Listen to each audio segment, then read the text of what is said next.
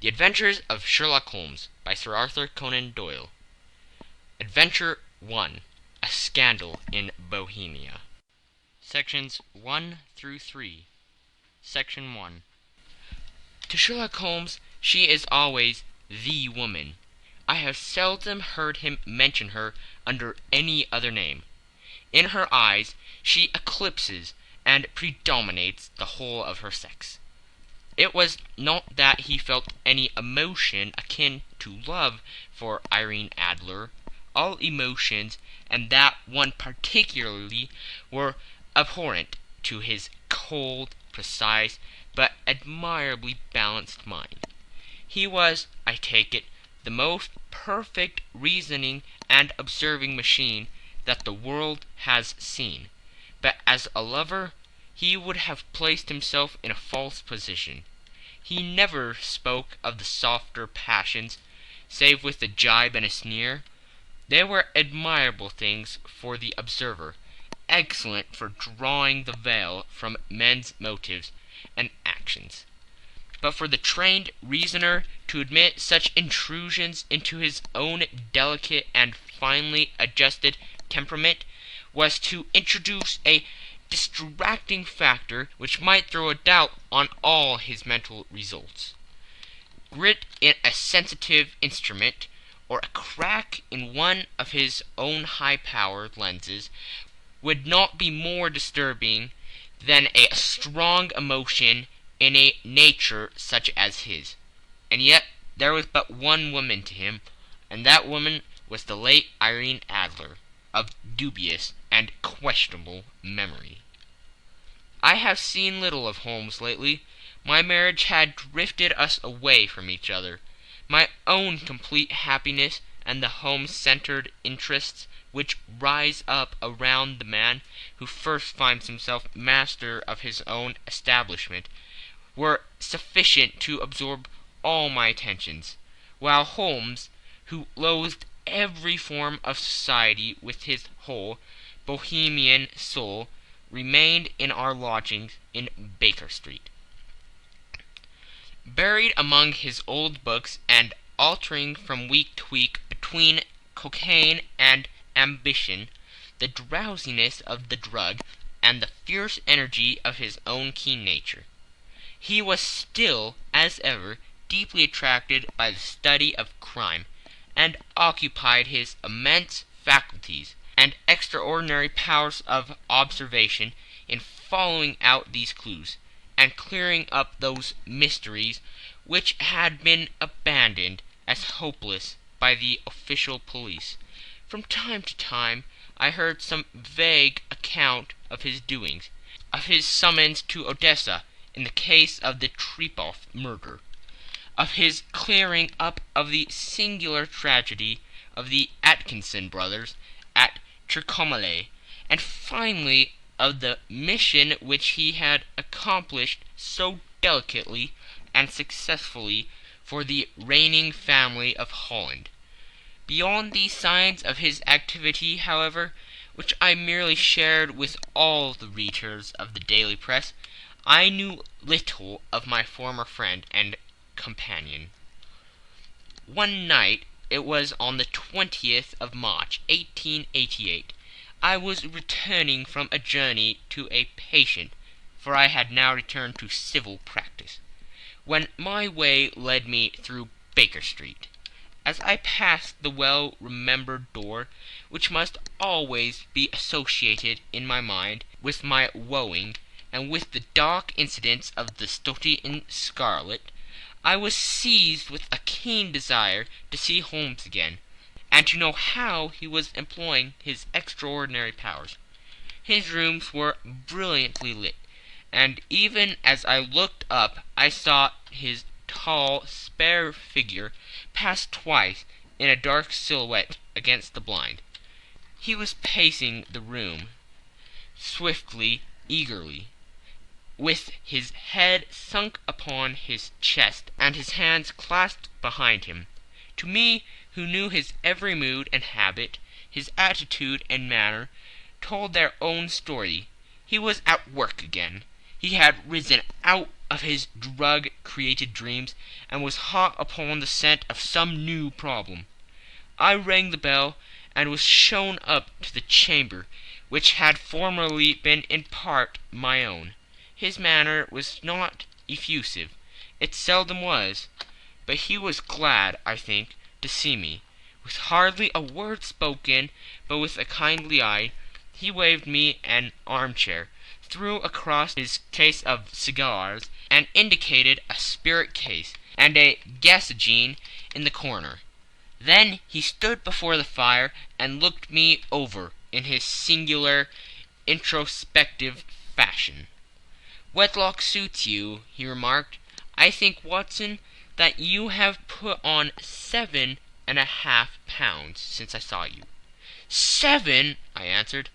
"Indeed, I should have thought a little more, just a trifle more, I fancy, Watson. And in practice again, I observe. You did not tell me that you intended to go into harness." "Then how do you know?" "I see it. I deduce it. How do I know that you have been getting yourself very wet lately, and that you have a most clumsy and careless servant girl?" "My dear Holmes," said I, "this is too much. You would certainly have been burned had you lived a few centuries ago. It is true that I had a country walk on Thursday, and came home in a dreadful mess. But as I have changed my clothes, I can't imagine how you deduce it. As to Mary Jane, she is incorrigible, and my wife has given her notice. But there again I fail to see how you work it out." He chuckled to himself, and rubbed his long nervous hands together. "It is simplicity itself," said he. "My eyes tell me that on the inside of your left shoe, just where the firelight strikes it, the leather is scourged by 6 almost parallel cuts. Obviously they have been caused by someone who has very carelessly scraped around the edges of the soles in order to remove crusted mud from it. Hence you see my double deduction, that you have been out in vile weather, and that you have a particularly malignant boot-slitting specimen of the London Slave. As to your practice, if a gentleman walks into my room smelling of iodine, with a black mark of nitrate of silver upon his right forefinger, and a budge on the right side of his top hat, to show where he has secreted his stethoscope, I must be dull indeed if I did not pronounce him to be an active member of the medical profession." I could not help laughing at the ease with which he examined his process of deduction. "When I hear you give your reasons," I remarked, "the thing always appears to me to be so ridiculously simple that I could easily do it myself, though at each successive instance of your reasoning I am baffled until you explain your process. And yet I believe that my eyes are as good as yours." "Quite so," he answered, lighting a cigarette, and throwing himself down into an armchair.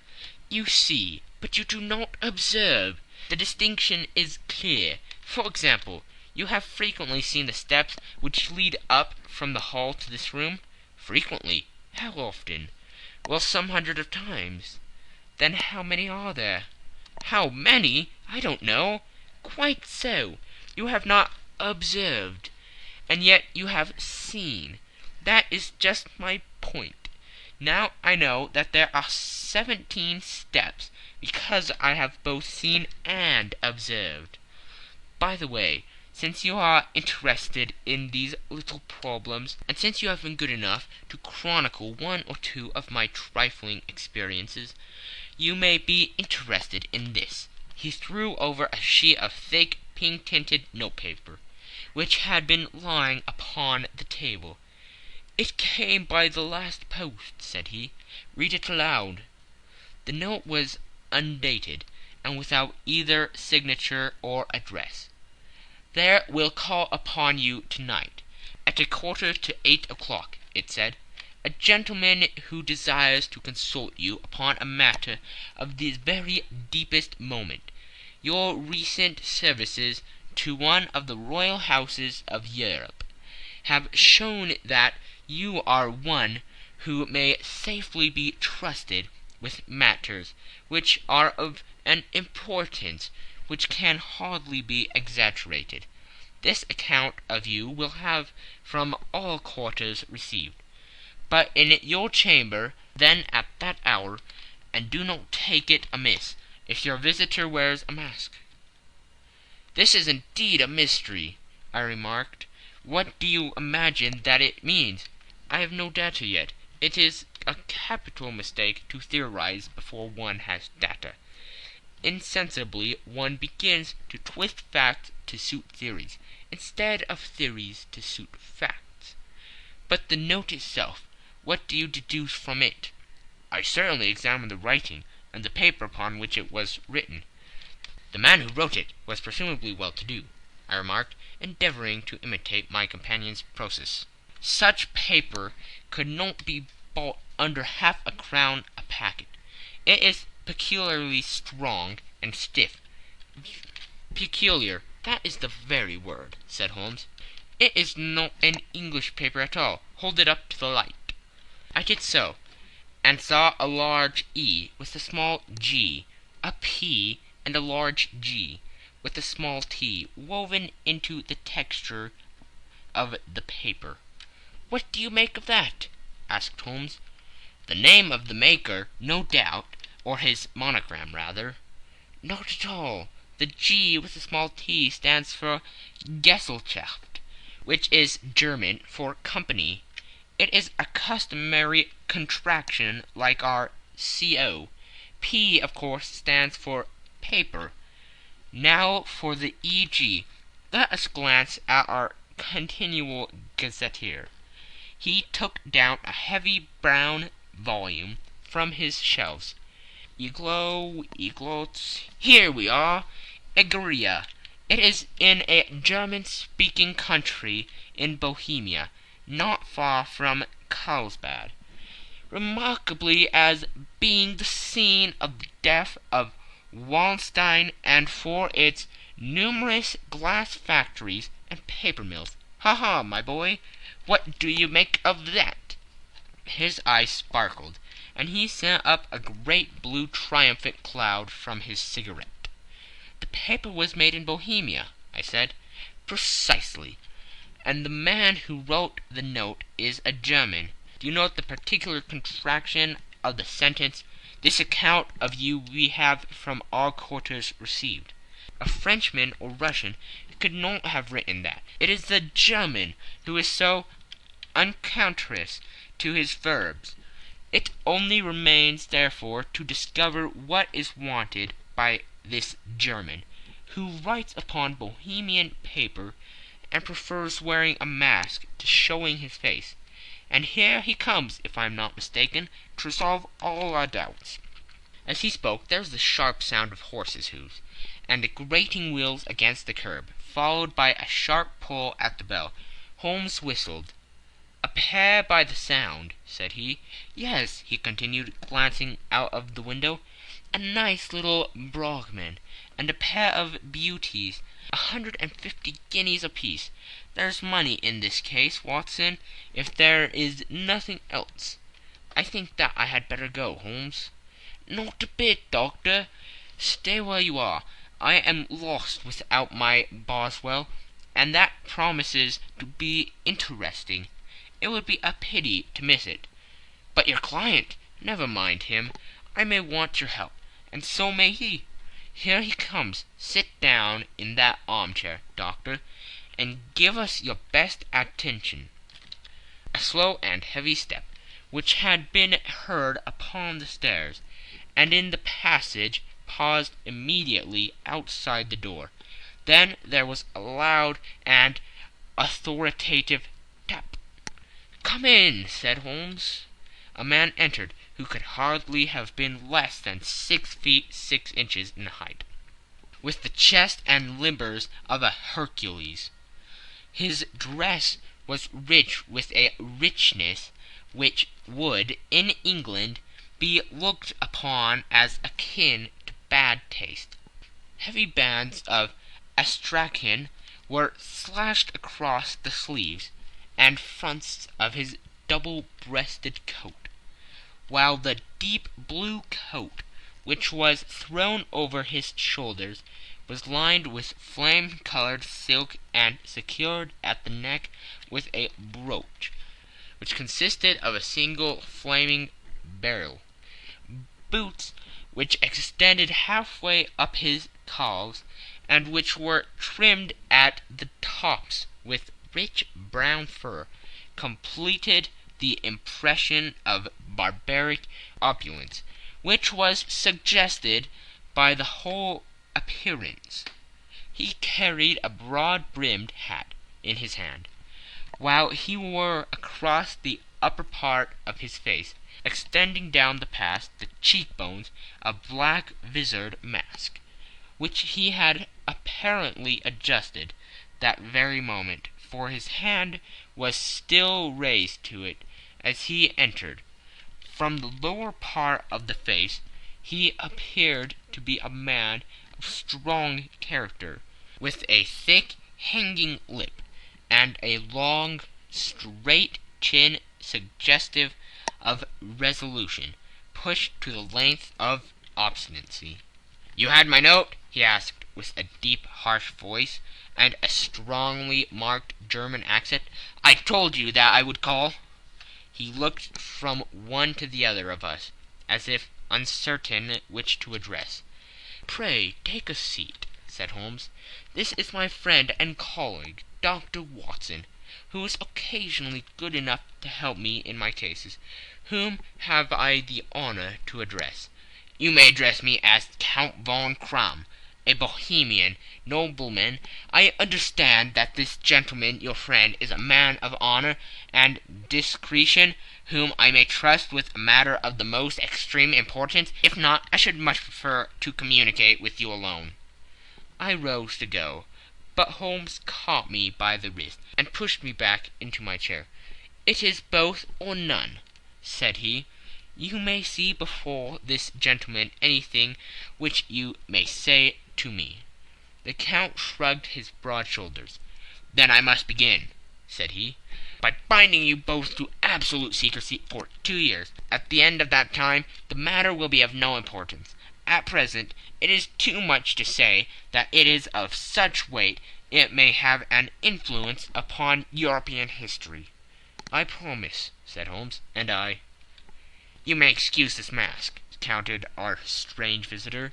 "The august person who employs me wishes his agent to be unknown to you, and I may confess at once that the title by which I have just called myself is not exactly my own." "I was aware of it," said Holmes dryly. "The circumstances are of great delicacy, and every precaution has to be taken to quench what might grow to be an immense scandal and seriously compromise one of the reigning families of Europe.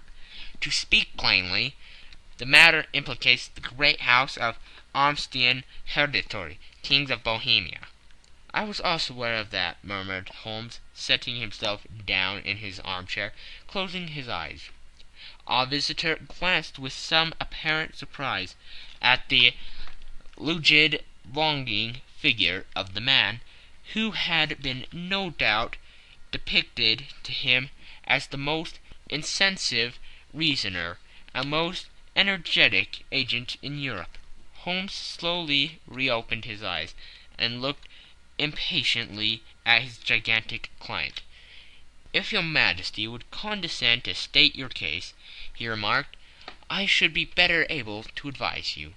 The man sprang from his chair and paced up and down the room in uncontrollable agitation. Then, with a gesture of desperation, he tore the mask from his face and hurled it upon the ground. "You are right!" he cried. "I am the king. Why should I attempt to conceal it?" "Why, indeed?" murmured Holmes. "Your Majesty had not spoken before. I was aware that I was addressing William Gottrich Sigmund von Armstrong, Grand Duke of Kassel-Flatzin, and hereditary King of Bohemia." "But you can understand," said our strange visitor, sitting down once more and passing his hand over his high white forehead. "You can understand that I am not accustomed to doing such business in my own person, that I could not confide it to an agent without putting myself in his power. I have come incognito from Prague, from the purpose of consulting you." "Then pray consult," said Holmes, shutting his eyes once more. "The facts are briefly these. Some 5 years ago, during a lengthy visit to Warsaw, I made the acquaintance of the well-known adventuress Irene Adler. The name is no doubt familiar to you?" "Kindly look her up in my index, Doctor," murmured Holmes, without opening his eyes. For many years he had adopted a system of docking all paragraphs concerning men and things, so that it was difficult to name a subject or a person on which he could not at once furnish information. In this case I found her biography sandwiched in between that of Hebrew rabbi and that of staff commander, who had written a monograph upon the deep-sea fishes. "Let me see," said Holmes. Born in New Jersey in the year 1858. Contrito. Let Scala. Prima donna Imperial Opera of Warsaw. Yes! Retired from the operatic stage. Ha! Living in London. Quite so, your Majesty. As I understand, become entangled with this young person, wrote her some compromising letters, and is now desirous of getting these letters back." "Precisely so. But how?" "Was there a secret marriage?" "None." "No legal papers or certificates?" "None." "Then I fail to follow your Majesty. If this young person should produce her letters from blackmailing or other purposes, how is she to prove their authenticity?" "There is writing." "Pooh! Forgery." "My private notepaper." "Stolen." "My own seal." "Imitated." "My photograph." "Bought." "We were both in the photograph." "Oh dear, that is very bad. Your Majesty has indeed committed an indiscretion." "I was mad, insane." "You have compromised yourself seriously." "I was only Crown Prince then. I was young. I am but 30 now." "It must be recovered." "We have tried and failed." "Your Majesty must pay. It must be bought." "She will not sell." "Stolen, then."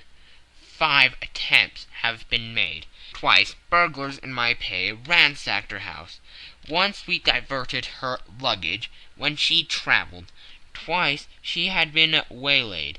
There has been no result." "No sign of it?" "Absolutely none." Holmes laughed.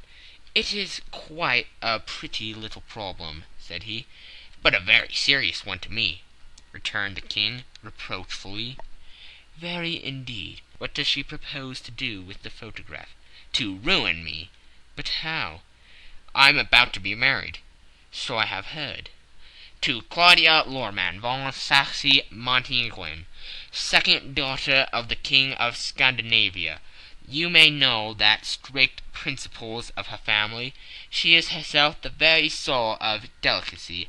A shadow of a doubt as to my conduct would bring the matter to an end." "And Irene Adler?" "Threatens to send him a photograph. And she will do it. I know that she will do it. You do not know her, but she has a soul of steel. She has the face of the most beautiful of women, and the mind of the most resolute of men. Rather than I should marry another woman, there are no lengths to which she would not go. None." "You are sure that she has not sent it yet?" "I am sure." "And why?" "Because she has said that she would send it on the day when the betrothal was publicly proclaimed. That would be next Monday." "Oh, then we have 3 days yet," said Holmes with a yawn. "That is very fortunate, as I have 1 or 2 matters of importance to look into just at present. Your Majesty will, of course, stay in London for the present?" "Certainly. You will find me at the Logram under the name of the Count von Kram.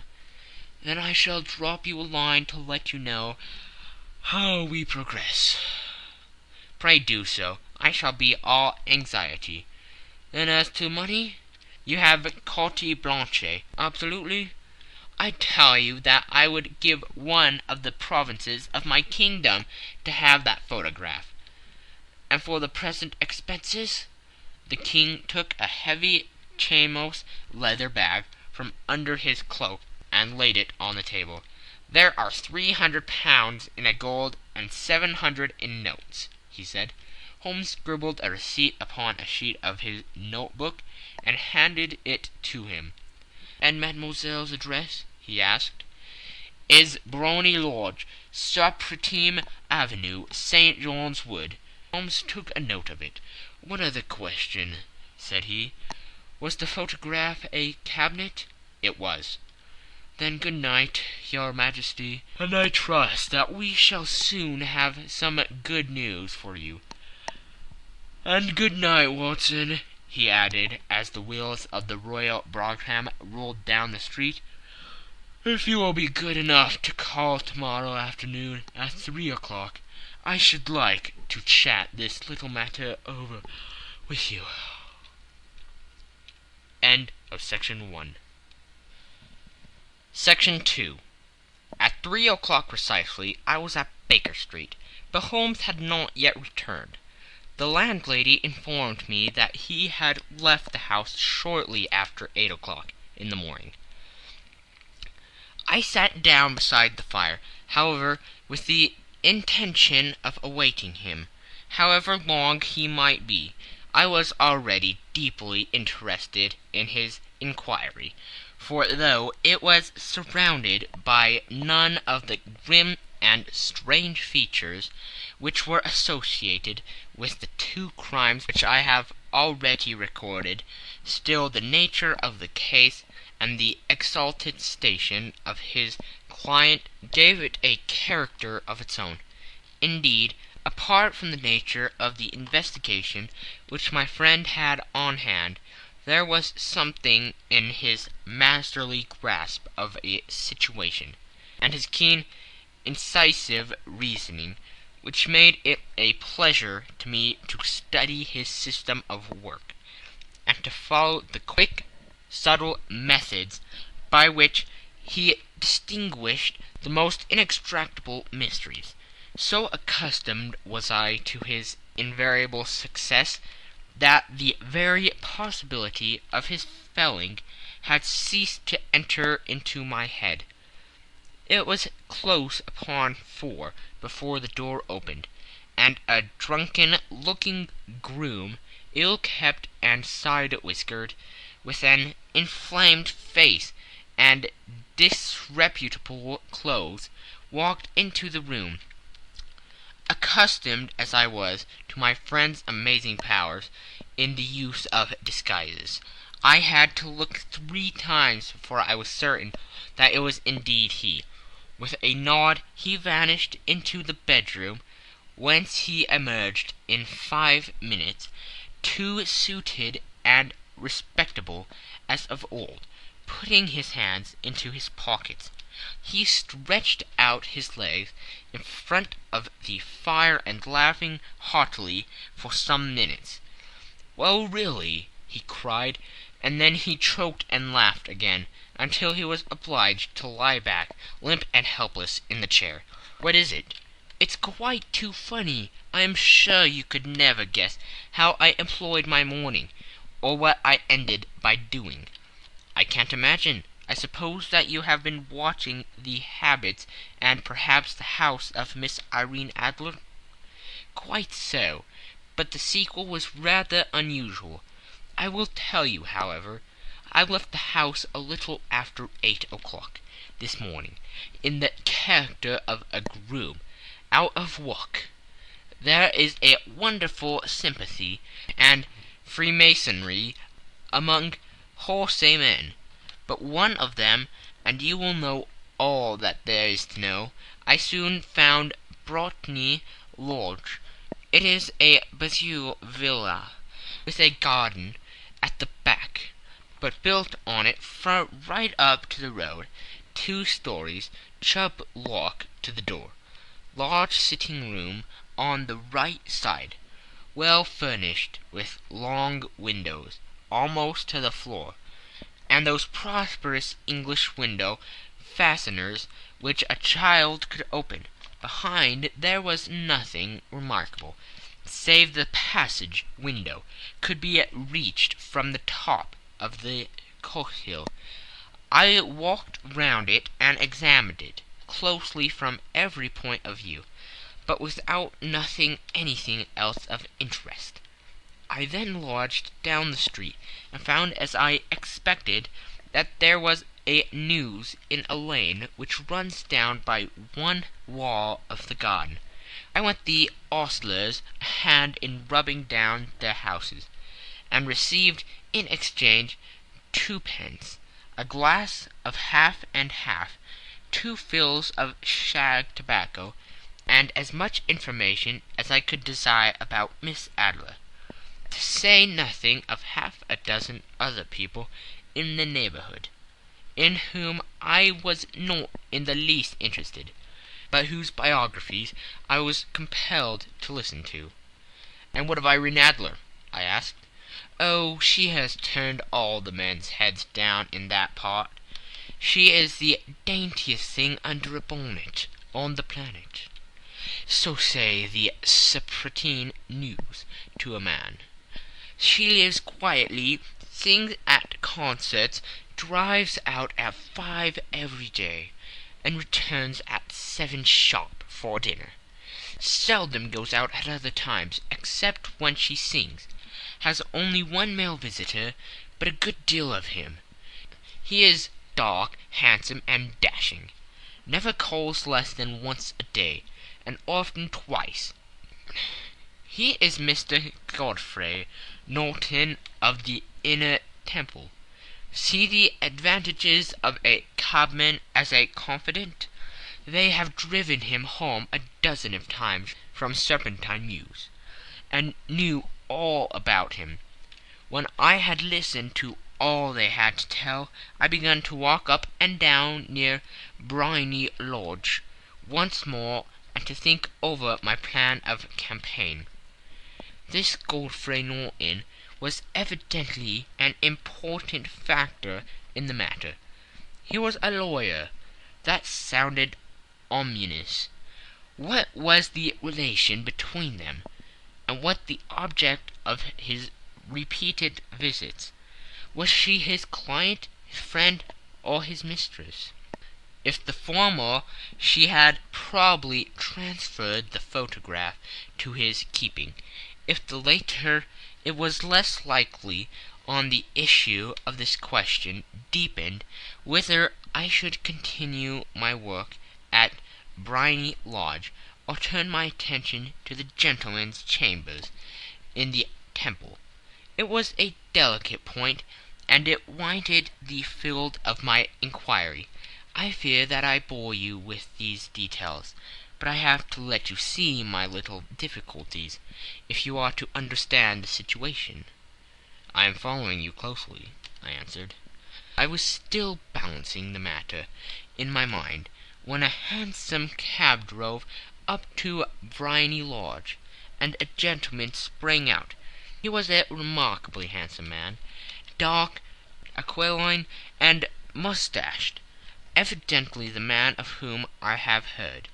He appeared to be in a great hurry, shouted to the cabman to wait, and brushed past the maid, who opened the door with the air of a man who was thoroughly at home.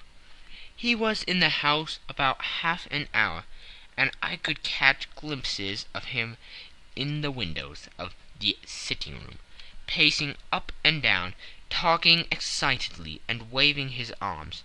Of her I could see nothing. Presently he emerged, looking even more flurried than before. As he stepped up into the cab, he pulled a gold watch from his pocket, and looked at it earnestly. "Drive like the devil!" he shouted. "First to Gross and Humphrey's in Regent Street, and then to the Church of St. Monica in Edgware Road. Half a guinea if you do it in 20 minutes." Away they went, and I was just wondering whether I should not do well to follow them, when up the lane came a neat little landau, the coachman with his coat only half buttoned, and his tie under his ear, while all the tags of his harness were sticking out of the buckles. It hadn't pulled up before she shot out of the hall door and into it. I only caught a glimpse of her at the moment, but she was a lovely woman, with a face that a man might die for. "The Church of St. Monica, John," she cried, "and half a sovereign if you reach it in 20 minutes." This was quite too good to lose, Watson. I was just balancing whether I should run for it, or whether I should perch behind her landau, when a cab came through the street.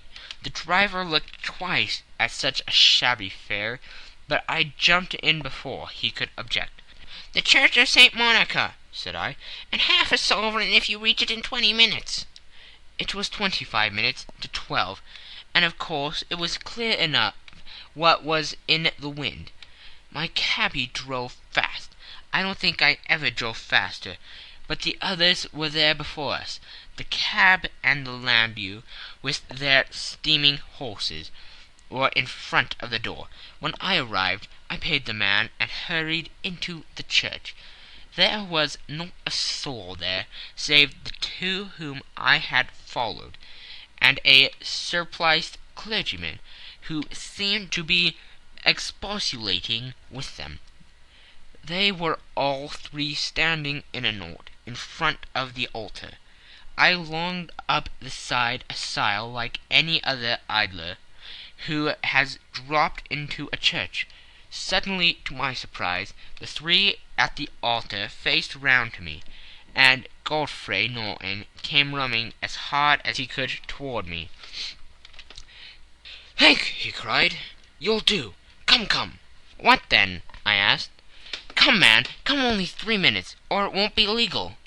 I was half dragged up to the altar, and before I knew where I was, I found myself mumbling responses which were whispered in my ear, and vouching for things of which I knew nothing, and generally assisting in the secure tying up of Irene Adler, spinster, to Godfrey Norton, bachelor. It was all done in an instant, and there was the gentleman thanking me on the one side and the lady on the other, while the clergyman beamed on me in front. It was the most preposterous position in which I ever found in my life, and it was the thought of it that startled me into laughing just now. It seems that there had been some informality about their license, that the clergyman absolutely refused to marry them without a witness of some sort, and that my lucky appearance saved the bridegroom from having to sally out into the street in search of a best man. The bride gave me a sovereign, and I mean to wear it on my watch chain in memory of the occasion. "That is a very unexpected turn of affairs," said I. "And what then?" "Well, I found my plans very seriously menaced. It looked as if the pair might take an immediate departure, and so necessity very prompt and energetic measures on my part. At the church door, however, they separated, he driving back to the Temple, and she to her own house. "I shall drive out into the park at 5 as usual," she said, as she left him. I heard no more. They drove away in different directions, and I went off to make my own arrangements. "Which are?" "Some cold beef and a glass of beer," he answered, ringing the bell. "I have been too busy to think of food, and I am likely to be bustier still this evening. By the way, Doctor, I shall want your cooperation." "I shall be delighted." "You don't mind breaking the law?" Not in the least. No running a chance of arrest? Not in a good cause? Oh, the case is excellent. Then I am your man. I was sure that I might rely on you. But what do you wish? When Miss Turner has brought in the tray, I will make it clear to you now," he said, as he turned hungrily on the simple fare that our landlady had provided. "I must discuss it while I eat, for I have not much time. It is nearly 5 now.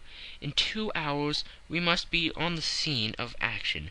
Miss Irene, or Madame, rather, returns from her drive at 7. We must be at Briony Lodge to meet her." "And what then?" "You leave that to me. I have already arranged what is to occur. There's only one point on which I must insist. You must not interfere, come what may. You understand?" "I'm to be neutral?" "To do nothing whatever. There will probably be some small unpleasantness. Do not join in it. It will end in my being conveyed into the house. 4 or 5 minutes afterwards the sitting-room window will be open. You are to station yourself close to that open window. Yes, you are to watch me, for I have been visible to you. Yes, when I raise my hand, so, you will throw into the room what I give you to throw, and will at the same time raise the cry of 'Fire!' You quite follow me?" "Entirely."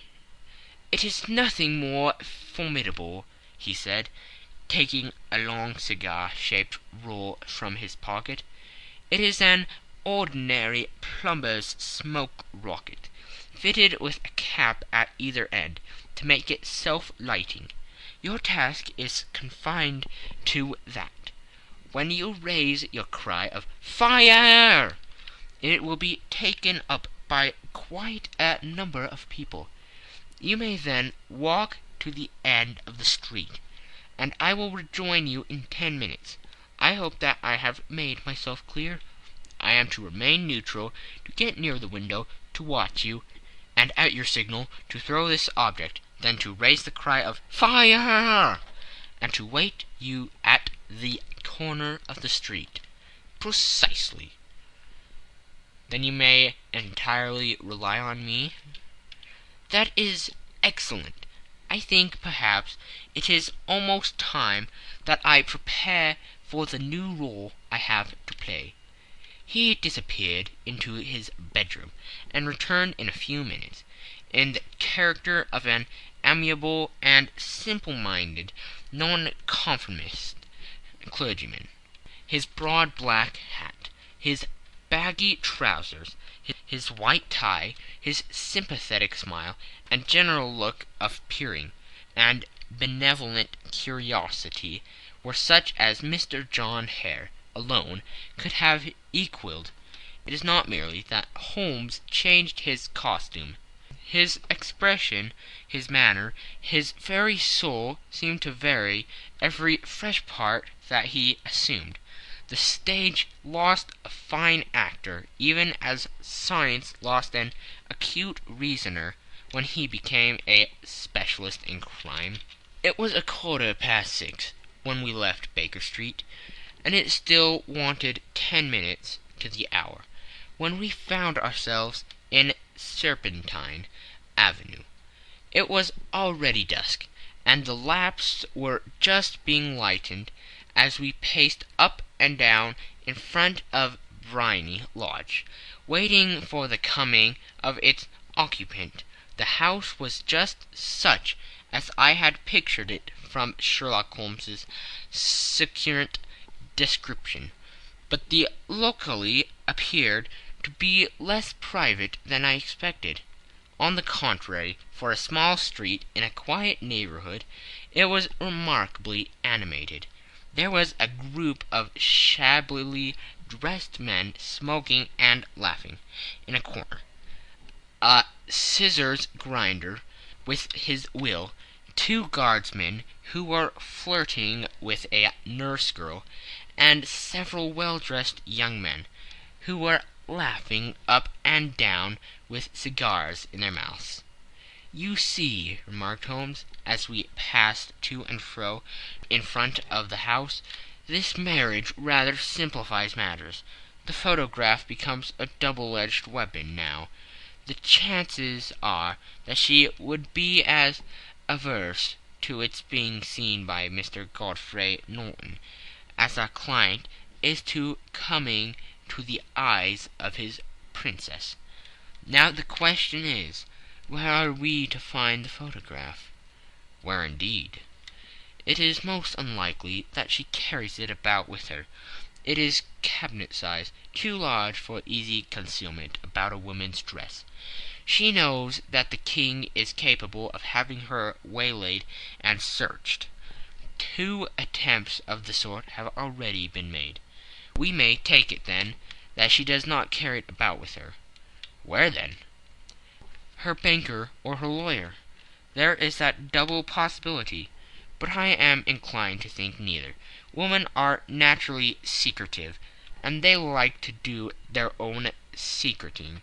Why should she have it over to anyone else?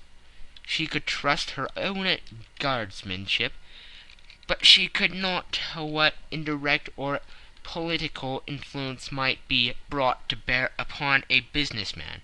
Besides, remember that she had resolved to use it within a few days. It must be where she can lay her hands upon it. It must be in her own house." "But it has twice been burgled." "Pshaw! They did not know how to look." "But how will you look?" "I will not look." "What then?" "I will get her to show me." "But she will refuse." "She will not be able to. But I hear the rumble of wheels. It is her carriage. Now carry out my orders to the letter." As he spoke, the gleam of the sidelights of a carriage came round the curve of the avenue. It was a smart little landau, which rattled up to the door of Bohemia Lodge. As it pulled up, one of the loafing men at the corner dashed forward to open the door, in the hope of earning a copper, but was elbowed away by another loafer, who had rushed up with the same intention. A fierce quarrel broke out, which was increased by the 2 guardsmen, who took sides with one of the longers, and by the scissors grinder, who was equally hot upon the other side. A blow was struck, and in an instant the lady, who had stepped from her carriage, was the centre of a little knot of flourished and struggling men, who struck savagely at each other with their fists and sticks. Holmes dashed into the crowd to protect the lady, but just as he reached her he gave a cry and dropped to the ground, with the blood running freely down his face.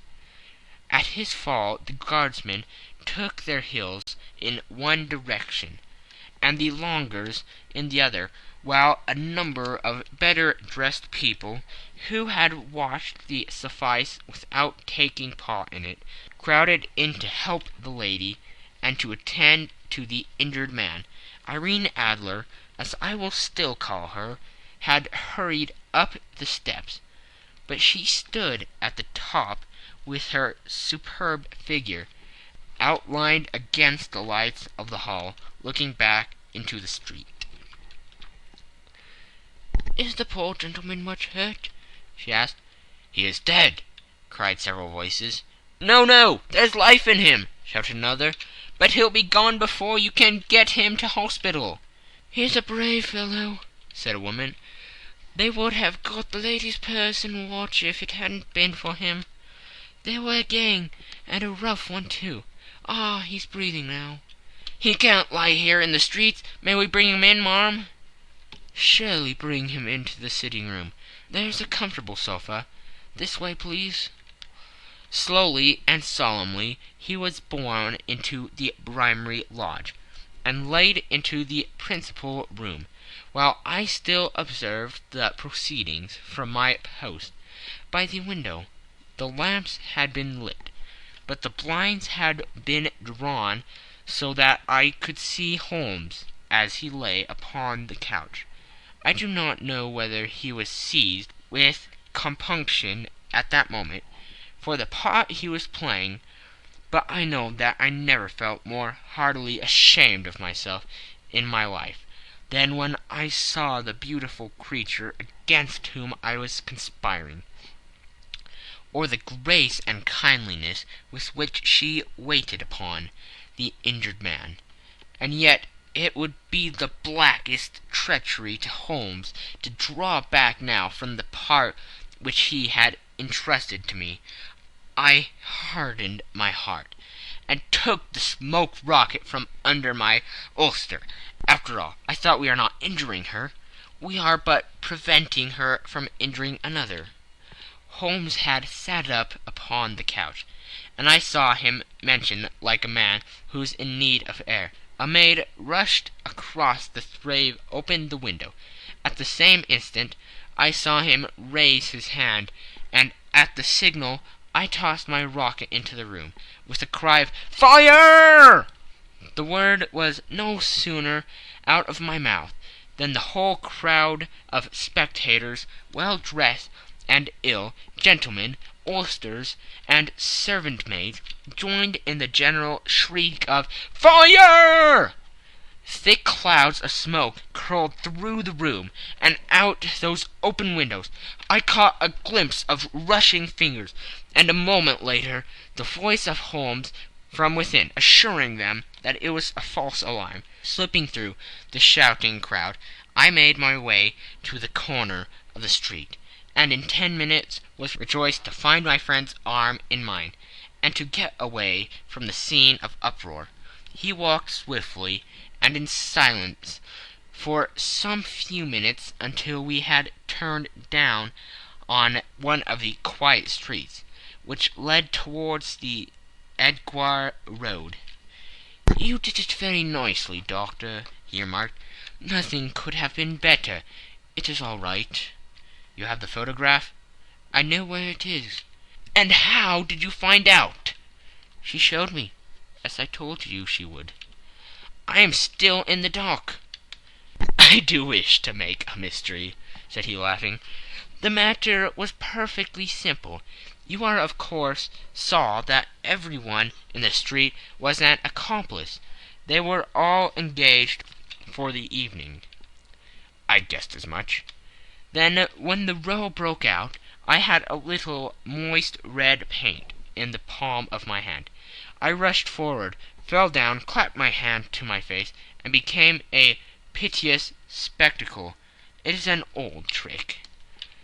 "That also I could fathom." "Then they carried me in. She was bound to have me in. What else could she do? And into her sitting-room, which was the very room which I suspected. It lay between that and her bedroom, and I was determined to see which. They laid me on a couch. I motioned for air. They were compelled to open the window, and you had your chance." "How did that help you?" "It was all important. When a woman thinks that her house is on fire, her instinct is at once to rush to the thing which she values most. It is a perfectly overpowering impulse, and I have more than once taken advantage of it.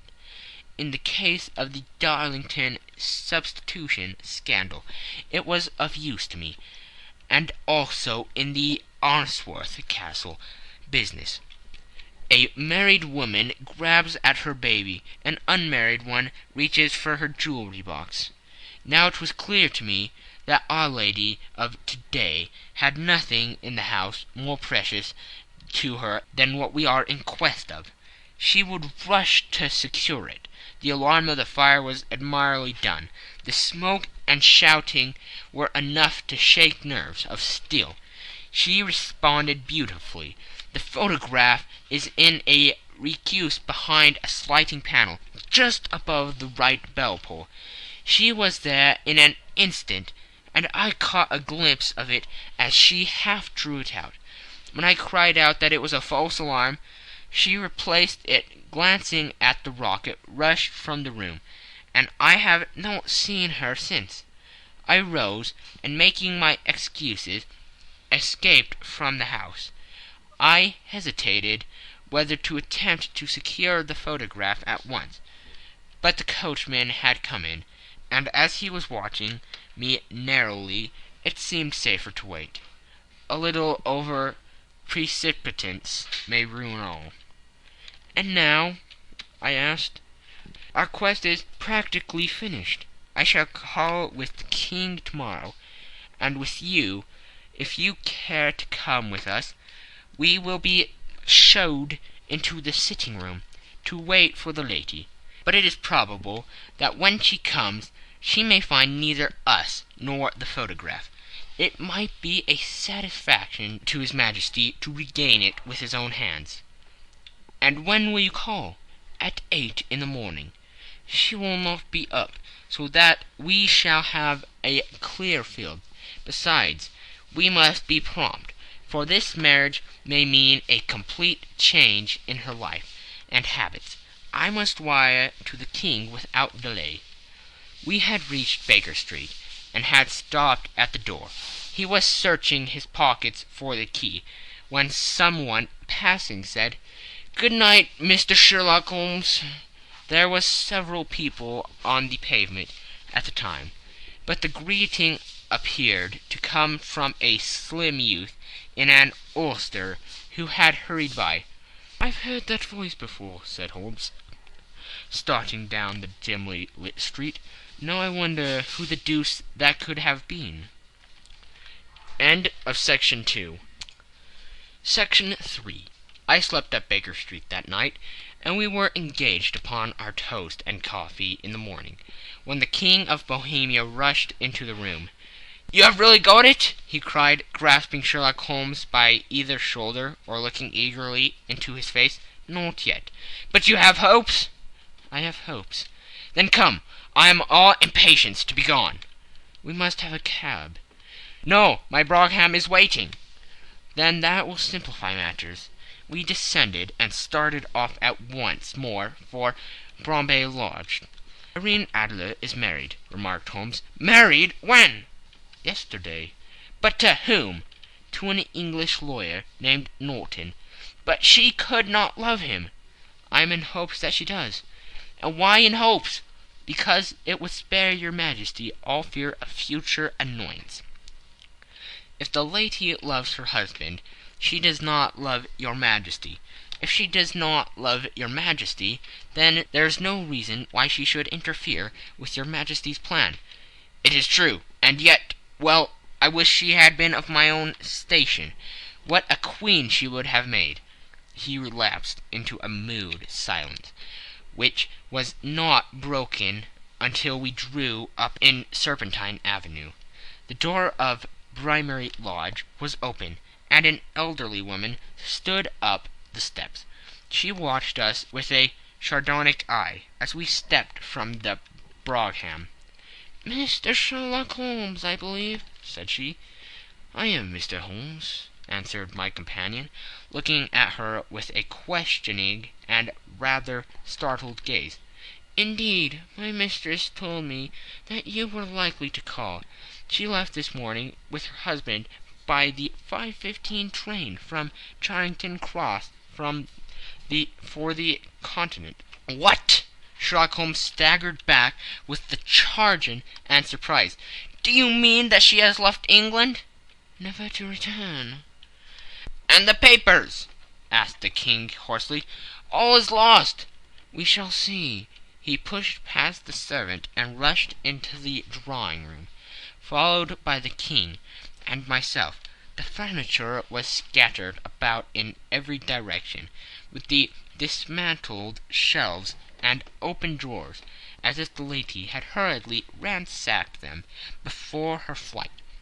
Holmes rushed at the bell-pull, tore back a small sliding shutter, and plunging in his hand, pulled out a photograph and a letter.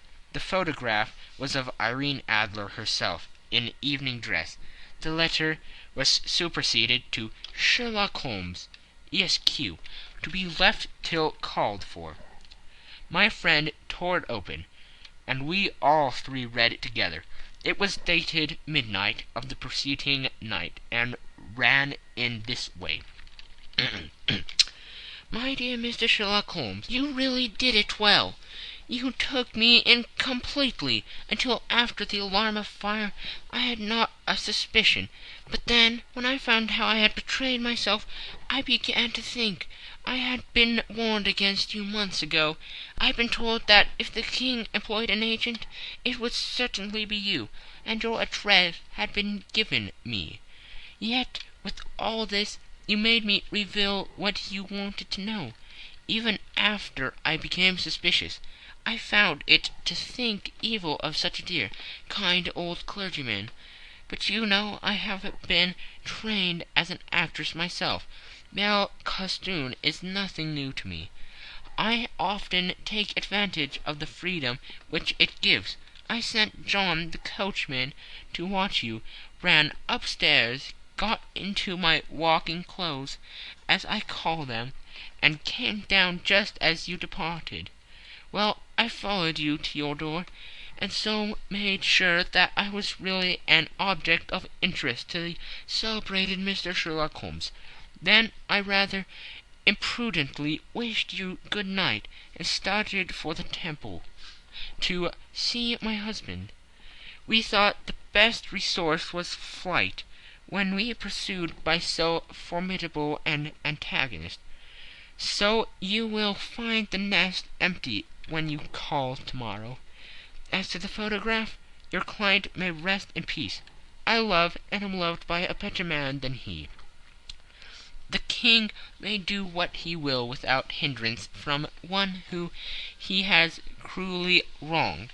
I keep it only to safeguard myself, and to preserve a weapon which will always secure me from any steps which he might take in the future. I leave a photograph which he might care to possess, and I remain, dear Mr. Sherlock Holmes, very truly yours, Irene Norton, née Adler. "What a woman! Oh, what a woman!" cried the King of Bohemia, when we had all three read this epistle.